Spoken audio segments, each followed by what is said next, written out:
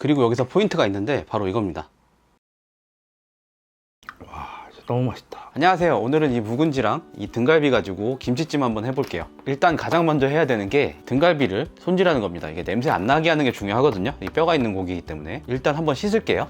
냉장 등갈비고요. 요거를 고기는 등갈비로 600g 준비했는데 김치와 비슷하게 준비하시면 됩니다. 저는 등갈비에 삼겹살을 약간 더 추가했어요.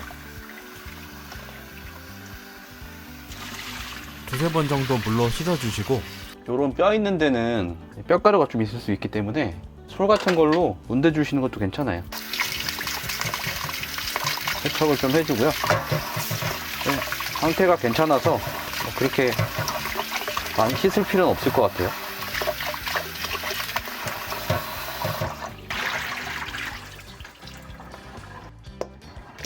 이렇게 씻어주면 되고요. 요거를 한번 삶아 줄게요. 냄비에 물을 넣고 끓여줍니다. 자, 이제 끓어오르면 여기다가 등갈비를 넣어서 삶아줍니다. 잡내를 잡기 위해서 술을 조금 넣을게요. 소주나 보드카 같은 향이 약한 술을 조금 넣으시면 됩니다. 술이 없으면 생략하세요. 그리고 등갈비로는 맛이 좀 부족할 것 같아가지고 저는 삼겹살 한 덩이 정도 더 넣을게요. 이게 이제 기름 맛이 좀 들어가서 삼겹살을 조금 넣으면 좀 더 맛있거든요. 근데 없으면 그냥 등갈비만 해도 되고 삼겹살만 넣어도 됩니다. 3분에서 5분 정도만 살짝 삶아주면 될 것 같아요. 참고로 고기가 냉동일 경우 끓이는 시간을 조금 더 길게 잡으면 잡내를 잘 잡을 수 있어요. 자, 적당히 삶아진 것 같거든요. 요거를 한번 씻어 올게요.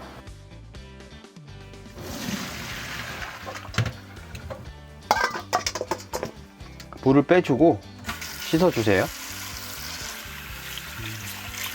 핏물이 좀 있는 경우도 있거든요. 이런 거는 제거를 좀 해주시고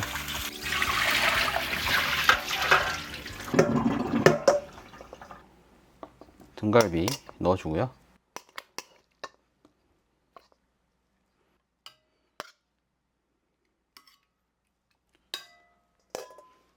여기에 간을 살짝 해줍니다.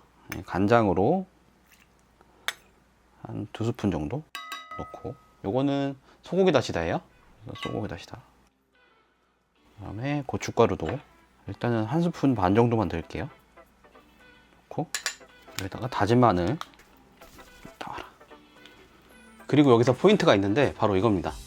요게 뭐냐면 돼지기름이에요. 돼지기름 라드유인데 고기에도 물론 지방이 있지만 이걸로 넣어주시면 조금 더 진하고 깊은 맛이 납니다. 국물에 조금 잘 배어드는 것 같아요. 요게 하나에 10g인데 20g 정도 넣을게요. 고춧가루나 이런 것들을 잘 좀 버무려 주세요. 너무 뭉쳐서 탈 수도 있으니까 물론 물을 넣고 끓이겠지만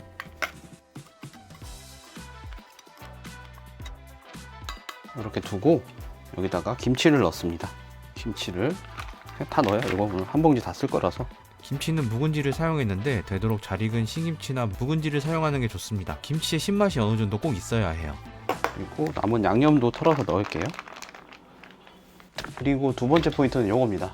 육수를 넣는 건데 저는 오늘 양지 육수를 사용할 거예요. 이거 비비고에서 나온 건데 꼭 이거 아니더라도 그냥 육수만 사용해도 괜찮은 것 같아요. 그래서 고기향을 조금 넣으면 훨씬 더 맛있는 것 같아요. 그래서 이걸로 그러고요. 요거 외에도 뭐 닭육수나 멸치육수 사용하셔도 크게 상관은 없습니다. 어떤 재료를 사용했느냐에 따라서 그 향이 조금 달라지는 거고 감칠맛이나 향은 훨씬 더 좋아지는 것 같아요. 넣은 보세요. 거랑 안 넣은 거랑 분명히 차이가 있지만 김치 맛이 대다수를 차지하기 때문에 물 사용하셔도 됩니다. 다시다도 들어갔기 때문에. 이게 좀 너무 큰 것 같아서 반으로 정도 잘라줄게요. 처음에는 끓을 때까지 강불로 좀 끓여줄게요. 대파를 집어넣습니다. 대파는 그냥 가위로 잘라서 넣을게요.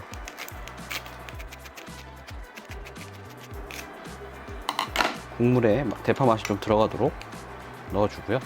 청양고추도 그냥 가위로 잘라서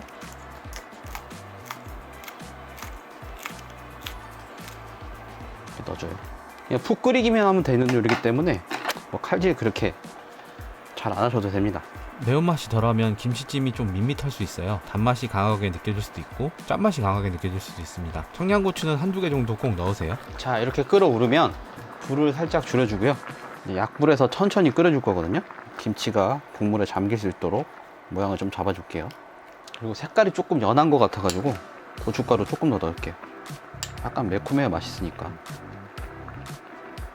자, 그리고 여기다가 설탕을 넣어줄 건데 국물 맛을 보고 넣어주는 게 좋거든요. 국물이 좀 시큼한 정도에 따라서 설탕을 넣어주는 게 좋습니다. 묵은지가 엄청 시큼하진 않아서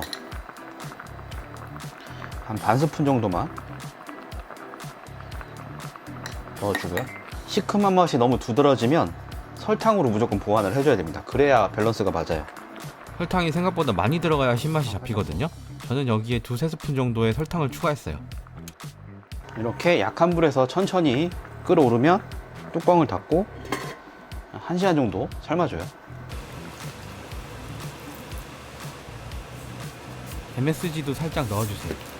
물이 끓어서 날아간 만큼 물을 보충해 주시고 바닥이 타지 않나 잘 확인해 주셔야 합니다. 너무 강한 불에서 익히지 마세요.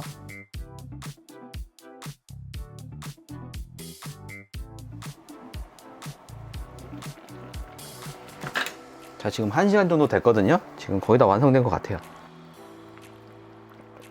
삼겹살도 다 익은 것 같아요. 고기가 되게 부드러운 상태고요. 국물을 한번 맛을 보면 신맛하고 단맛 밸런스가 아주 잘 맞고요. 여기서 간이 좀 안 맞으면 이런 맛소금이나 소금 같은 거 넣어가지고 좀 맞추면 되고, 여기서 중요한 점이 있는데 국물이 충분히 새콤해야 되거든요. 새콤하지 않은 김치를 사용하실 수도 있잖아요. 새콤하지 않은 경우에는 어떤 걸 넣었냐, 요걸 넣어주면 됩니다. 현미식초. 향이 있는 과일식초 같은 건 되도록 안 쓰는 게 좋아요. 요거를 맛을 보고 맞춰가면서 새콤해질 때까지만 넣으면 되거든요. 그건 이제 김치의 맛에 따라 조금씩 다른 건데 저는 오늘 안 넣어도 될 것 같아요. 김치가 좀 애매하다 그러면은 김치찜도 그렇고 찌개도 그렇고 식초를 넣으면 훨씬 맛있어진다. 맛이 좀 풍부해지고 맛이 살아나는 느낌이에요. 그래서 김치찜 같은 경우에는 무조건 새콤, 달콤, 매콤해야 돼요. 이 세 가지 밸런스가 딱 맞아야 이상한 맛이 안 납니다. 매콤한 맛이 또 없으면 이게 좀 느끼해질 수 있거든요. 그래서 매콤한 맛도 적당히 있고 단맛도 있고 새콤해야 되고, 가장 중요한 건 새콤한 맛이라서 새콤하지 않으면 식초를 꼭 넣어서 드셔보시기 바랍니다.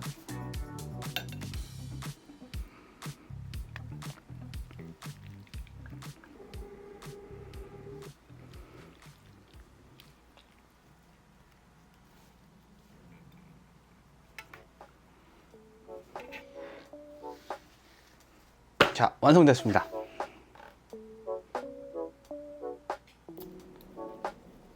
일단 고기부터 뼈하고 살이 잘 분리되는 것 같아요.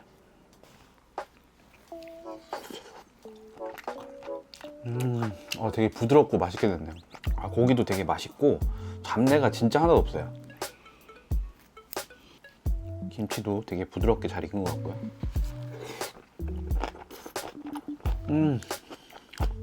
김치 진짜 맛있네.